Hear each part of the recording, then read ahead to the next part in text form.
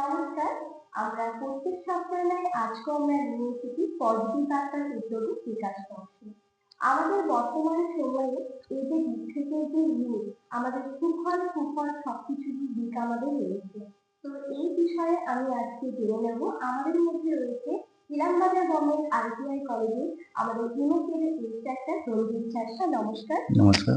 হ্যাঁ, স্যার আপনি যদি বিক্ষোভের বিষয়ে যদি সুফল আর কুফলটা যদি আমাদের কাছে তুলে ধরেন তাহলে আমাদের খুব উপকার হয় আমাদের বর্তমান সময়ে। স্যার বলুন তাহলে আমরা একটু শুনি, আমাদের সবার দর্শকদের অনেক সুবিধা হবে। ঠিক আছে, তো প্রথমে যেটা বলি যে ডিফেক্ট ব্যাপারে আগে জানতে হবে ডিফেক্টটা কি, তারপরে আমরা ওর সুফল এবং কুফল সম্বন্ধে জানতে পারবো।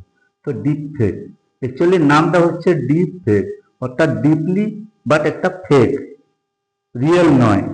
তো ডিপ ফেক এটা এসছে কোথা থেকে না, আমরা বর্তমান সময় সবাই ইউজ করছি, যেমন জানেন সবাই এআই সিস্টেমটা আমরা সবাই ইউজ করছি, এর ট্রেন্ডিং চলছে যে এআই ব্যাপারটা। তো ডিপ ফেকের এই সিস্টেমটা যে ডিপ হচ্ছে ওটা একটা হচ্ছে এআই লার্নিং আর ডিপ অর্থাৎ মিথ্যার, এই জিনিসটা দিয়ে আমাদের এই ডিপ ফেকটা তৈরি হচ্ছে। এটা কিভাবে হচ্ছে না, আপনারা অনেক সময় দেখেছি, ওটা ফানি ভিডিও দেখি, যেখানে দেখি যে কি না একটা মুভির সিন, ওখানে দেখছেন একটা হিরোর জায়গায় অন্য কারো একটা ছবি লাগানো হচ্ছে, একদম যেন লাগছে রিয়েল, ওই যে নতুন ছবিটা দেওয়া হচ্ছে ওরই মতো লাগছে নতুন। এই যে সিস্টেমটা, এই যে ভিডিও বানানো হচ্ছে, এই সিস্টেমটা আমাদের বলছে ডিপ ফেক অর্থাৎ ডিপলি ফেক।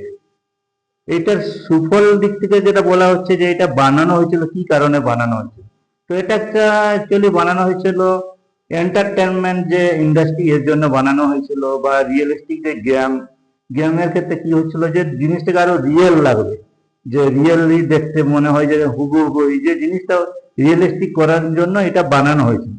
বাট এটা কি হচ্ছে, ওটা বানানো হয়েছিল তো অ্যাকচুয়ালি ওই রিয়েলিস্টিক করার জন্য, বাট বর্তমানে যুগে যে এই যে বিভিন্ন ধরনের ক্রিমিনাল অ্যাক্টিভিটি এইসব জিনিসের জন্য ওরা কি করছে, বিভিন্ন রূপে ইউজ করছে। দেখুন আপনি কিছু কিছু অনেক বাজে ভিডিও আছে যেগুলো আপনারা হয়তো সাপোর্ট করেন না, সেইখানে হয়তো আপনার ছবিকে ওইখানে লাগিয়ে আপনি যেন মনে হচ্ছে যে আপনি ওই কাজটা করছেন, বাট রিয়েলি ওই কাজটা করছেন না। তো এই জিনিসটাই হচ্ছে ডিপ ফেকের ব্যাপারটা। কোথায় কোনো ভিডিও হচ্ছে, এটা কি করছে, কিভাবে তৈরি করছে না, আপনি তো অনেক সময় কি করেন সোশ্যাল মিডিয়াতে বিভিন্ন ধরনের ছবি দেন বা বিভিন্ন ধরনের ভিডিও ছাড়ছেন। তো এই ডিপ ফেক যে টেকনোলজি, এটা কি করছে না, এরা করছে কি ওই যে সোশ্যাল মিডিয়ার মধ্যে আপনার যে কিভাবে কথা বলছেন বা কিভাবে হাঁটা চলা করছেন বা আপনার মুখের ফেস এক্সপ্রেশন কি হচ্ছে, এই সবগুলোকে নিয়ে ওই ডিপ লার্নিং যে ব্যাপারটা হচ্ছে ওইখানে নিয়ে একটা ফেক ভিডিও বানিয়ে দিচ্ছে, যাতে কি হচ্ছে ক্রিমিনাল অ্যাক্টিভিটি বাড়ছে।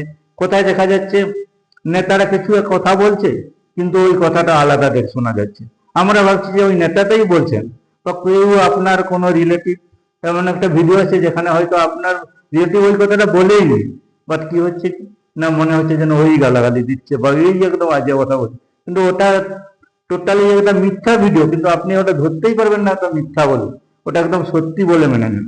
তো আজকের দিনে এই যে দিক থেকে যে মানে দুঃপ্রভাব যেটা হচ্ছে, সেটাতে আমি একটা জিনিস সবাইকে বলতে চাই যে আপনারা যে কোনো আপনার বাড়ির ছেলে বা মেয়ে বা কেউ রিলেটিভ যে হঠাৎ করে আপনি ভিডিও পেয়ে গেলেন, তার মানে এই নয় যে ওই ভিডিওটা ওই জন্য ওদেরকে চট করে যে ধরে নেবেন যে ও দোষী, এটা কোনোদিন করবেন না।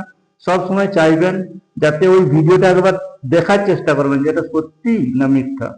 এমনও হতে পারে, অনেক সময় হয় এই যে ডিপফেকের ব্যাপার, যে আপনার ছেলে হয়তো কোনো কাজে বা মেয়ে আপনার ওই কাজে কোনো জড়িতই নেই, এমন একটা ভিডিও বের হয়ে যাচ্ছে যেখানে দেখা যাচ্ছে যে না আপনার ছেলে বা আপনার মেয়ে এইরকম একটা কাজ করে বলে, তো আপনি এটা হয়তো ভাববেন যে না এটা একদম রিয়েল, তো এটা নাও রিয়েল হতে পারে। এই বর্তমান যুগে, এই এআই যুগে এখানে যে কোনো জিনিসটা অসম্ভব বলে এখন আর কিছু নেই।